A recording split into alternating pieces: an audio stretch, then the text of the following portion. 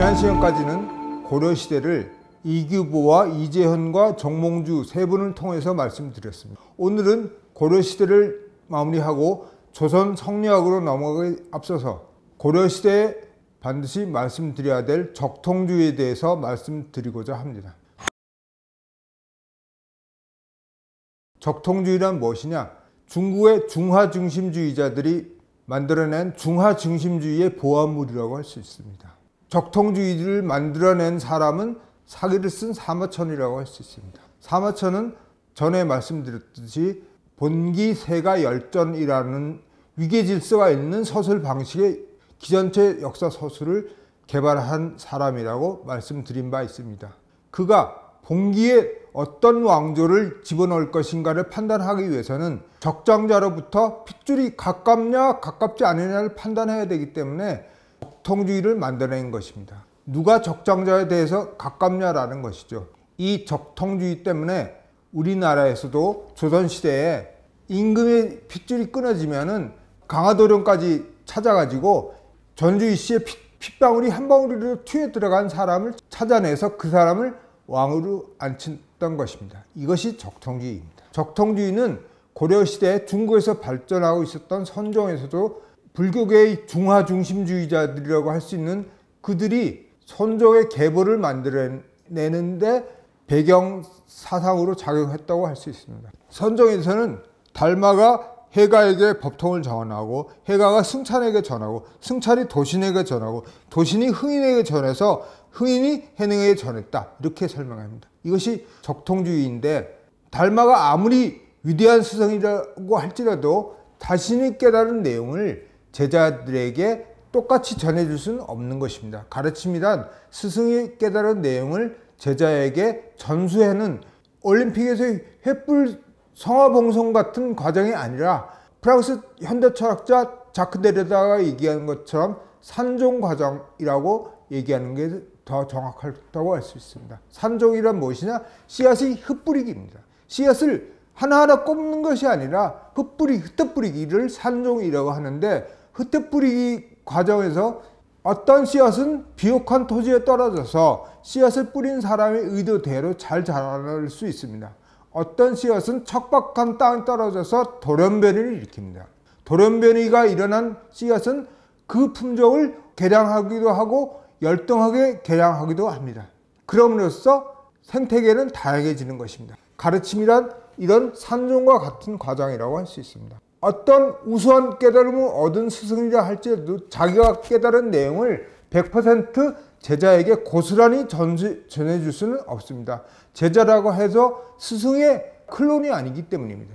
중국 불교계의 중화중심주의자들은 선종의 계보, 달마, 해가, 승찬, 도신, 홍인, 해능의 족보만 만들어낸 게 아니라 그들의 가장 고귀한 스승 고타마 시타르타까지 이 족보 안에 꾸겨 넣었습니다. 고타마 시타르타가 가섭에게 전하고 가섭이 아난에게, 아난이 발전자에게 전해서 달마에게 전해 주었고 달마가 고타마 시타르타의 34대 제자이고 달마로부터 해가, 승찬, 도신, 흥인, 해능을 거쳐서 해능이 고타마 시타르타의 40대 제자라는 주장인 것입니다. 이 얘기는 고타마 시타르타가 가섭에게만 전하고 가섭에게 자신이 깨달은 내용을 전하고 달마가 자신이 깨달은 내용을 해가에게만 전했다는 얘기입니다. 이 얘기대로라면 고타마 시타르타와 달마 선사들이 이상한 사람이 되어버립니다. 제가 아는 한 고타마 시타르타와 달마 선사는 그런 분들이 아닙니다. 그런 분들이 아니라 그분들은 자신이 깨달은 내용을 데려다가 얘기한 것처럼 씨앗의 흩뿌리기처럼 산종했을 뿐입니다. 산종했기 때문에 고타마 시타르타의 깨달음의 산종 결과 가섭도 나오고 아난도 나오고 용수도 나오고 마명도 나오고 달마도 나온 것입니다.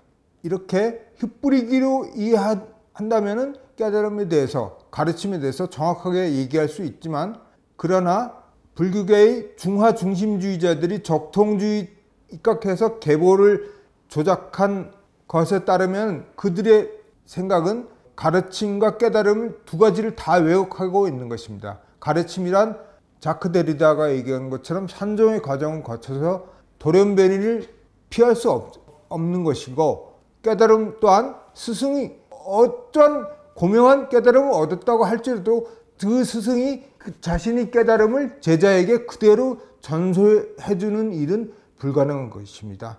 깨달음이라는 것은 제자가 자기와의 싸움에서 얻는 것이지, 스승은 도움을 줄 수 있고 영감을 줄 수 있어도 제자에게 깨닫도록 해줄 수는 없는 것이기 때문입니다. 제가 고려시대를 마무리하면서 적통주의를 비판하고 넘어가려는 이유는, 적통주의라는 것은 한 사람을 평가할 때 그 사람이 어떤 인류에 대해서 어떤 사상을 가졌고 어떤 실천을 했느냐를 가지고 평가하는 것이 아니라, 그가 적장자로부터 핏방울이 얼마나 튀어 들어갔느냐를 따라서 평가하는 것이기 때문에, 우리는 적통주의에 대해서 비판하고 넘어가지 않으면 우리의 위대한 역사를 알아낼 수 없기 때문입니다. 적통주의의 부정적 영향 때문에 우리가 삼국지 연애를 읽을 때 한나라의 왕실인 유씨 집안의 핏방울이 한 방울이라도 튀어들어간 유비에 대해서는 매우 정당성이 있는 것처럼 선입견을 가지고,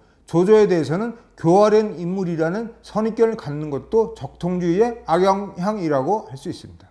그러니까 어떤 사람의 사상과 어떤 사람의 목숨을 건 실천보다도 그것이 핏방울 한 방울을 못 이기는 것입니다.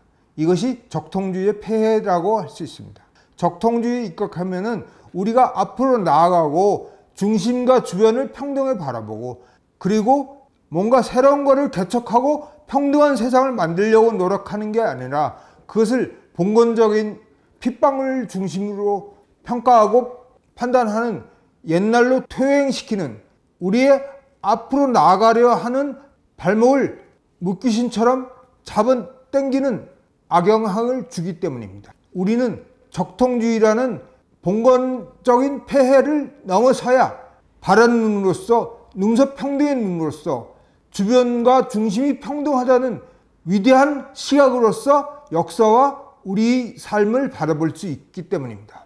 오늘은 적통주의의 폐단에 대해서 말씀드렸습니다. 오늘은 여기까지 말씀드리겠습니다. 감사합니다.